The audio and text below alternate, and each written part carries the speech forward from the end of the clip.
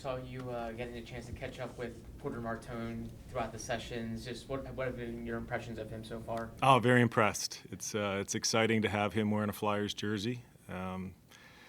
Very exciting last week when we selected him, and every day I look forward to hanging out with him on the ice and learning something from him. His skill on the ice is obvious. I think everybody can see it here when we watch practice and the upcoming 3-on-3 tournament and the game tomorrow.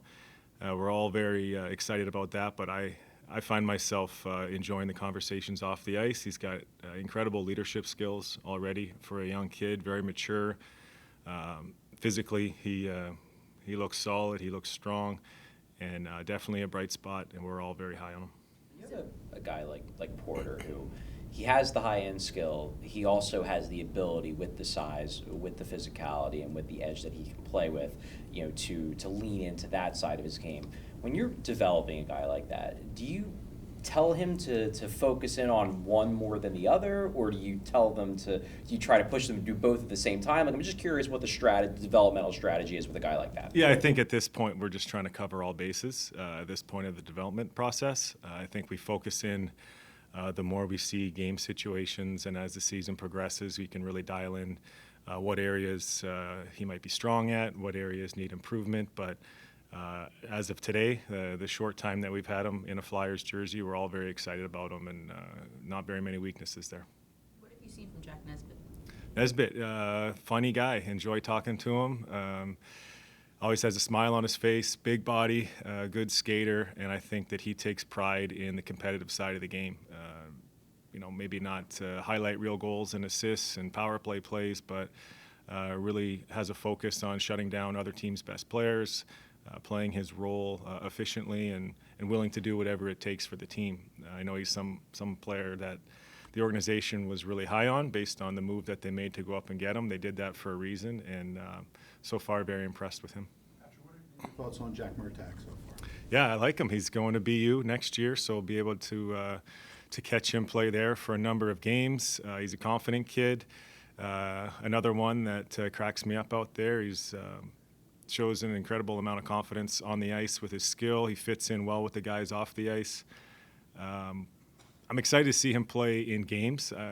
Be quite honest, I didn't really watch a lot of the amateur side. I had my eyes on a couple of different games and players and leagues, but to ask me to give you a scouting report of his gameplay, it'd be like premature for me to do that. But skill-wise, in what we've had him do in the practices, really good. Another competitive guy, has his head up when he skates a lot, seems to have all the skills and a lot of talent. So he's going to a good place, and we're excited about the future for him as well. Who are maybe the guys that you did that are here that you did kind of keep an eye on over the course of the year? Mostly the returning players, the Lehigh guys that are back, some draft picks that were playing in college hockey. I suppose I could mention the name Devin Kaplan at BU. I caught the bulk of his games last year and grew the relationship with him a little bit off the ice. I'm excited for his future. He looks huge in his equipment. He skates well. He's very coachable, listens to what his coaches tell him. He's always receptive to help and information from our development staff, and excited about his future as well. It's clear that the organization is really high universally on Alex Bump and his upside. What, in your mind, is so exciting about him as a prospect? His hunger to be a player, and it goes without saying that everybody here wants to wear the Flyers jersey one day and wants to be the best player that they can be. But the 2 years, this is my third development camp, 2 full seasons of watching Alex play.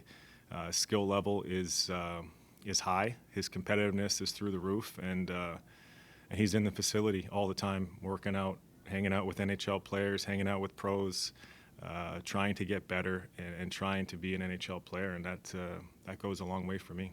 I know Denver Barkey was the same exact pick as you Yeah. when you both were drafted. Have you noticed the guy over time develop into someone that could be a player at the NHL level eventually? Yeah, I hope so. I told him that when he was drafted too. I said, hey, you got some big shoes to fill there. 3rd round, 95th overall. But he's a guy that the players seem to gravitate to in the locker room. He's the captain of his junior team that just won the championship for a reason.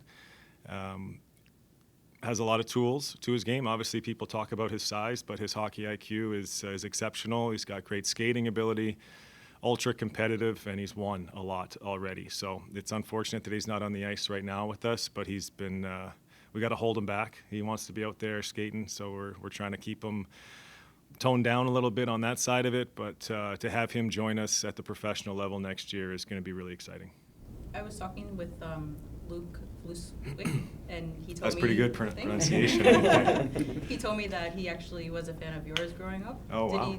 He said he kind of mentioned it, but he said Yeah. he kind of held back a little bit with like his Yeah. his reaction. I mean, is it kind of... Yeah, he's my weird? favorite. He's my favorite player. Obviously. Just for saying. Is it kind of weird to have like kids who were like, I watched you when I was growing up, and now they're here? Yeah, it is actually. It's really weird. It brings me back to like 25 years ago when I was one of those kids in the same development camp in the same building, and John LeClaire was walking around as a star of the Flyers. He went to the University of Vermont. That's where I was going. I couldn't believe that I was in the same building on the same sheet of ice as him. I'm not putting myself in the John LeClaire category, but it's definitely flattering to know that some of these guys watched some of the great teams that I was on over the years, and if I can help them in any way with my experience and my journey and relate to them, then I'm doing my job.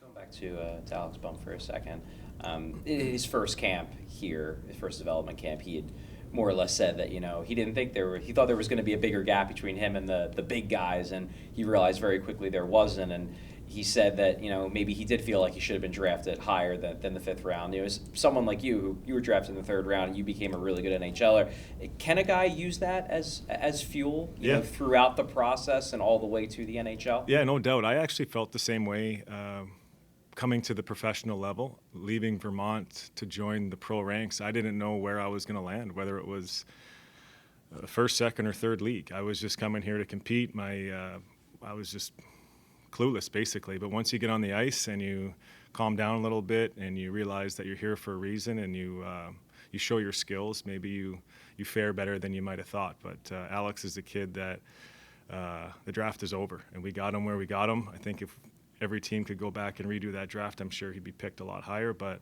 it's motivation. I suppose you can use it.